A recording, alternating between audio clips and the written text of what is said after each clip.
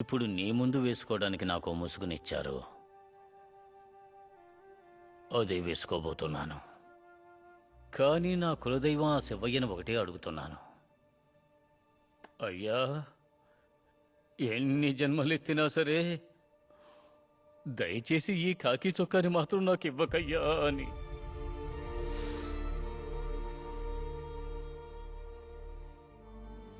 నన్ను క్షమించు ఆనంద్.